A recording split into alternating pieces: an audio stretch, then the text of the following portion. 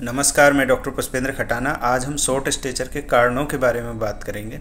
तो जो सबसे मुख्य कारण हमें अपनी ओपीडी में आने वाले बच्चों में, जो छोटे कद के लिए जो बच्चे आते हैं उनमें मिलता है, वो होता है फैमिलियल शॉर्ट स्टेचर।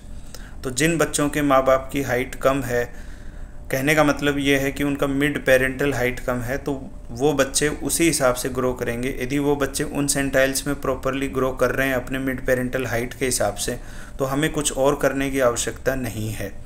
दूसरा जो कारण मिलता है वो होता है constitutional delay of growth and puberty. इसका मतलब ये है कि जिन बच्चों के माँ बाप में शारीरिक और मानसिक विकास लेट जाके शुरू हुए थे, तो ये संभावना है कि उनके बच्चों में भी वो शारीरिक और मानसिक विकास लेट जाके शुरू होंगे, परंतु वो लंबे समय तक उनकी हाइट बढ़ती रहेगी और बाद में जाके वो हाइट नॉर्मल ही हो जाती है। जो तीसरा जो कारण हमें देखना चाहिए, माल न्यूट्रिशन का कारण, जो कि हमारे देश में काफ़ी बच्चों में मिलेगा, कुपोषण, तो वो रूल आउट करना बहुत ज़रूरी है। इसके अलावा सिस्टमिक इलनेस का मतलब ये है कि यदि बच्चे में कोई हार्ट से संबंधित, किडनी, लीवर या फिर रेस्पिरेटरी सिस्टम से संबंधित कोई क्रोनिक डिजीज़ है, तो वो रूल आउट करना ज़रूरी है।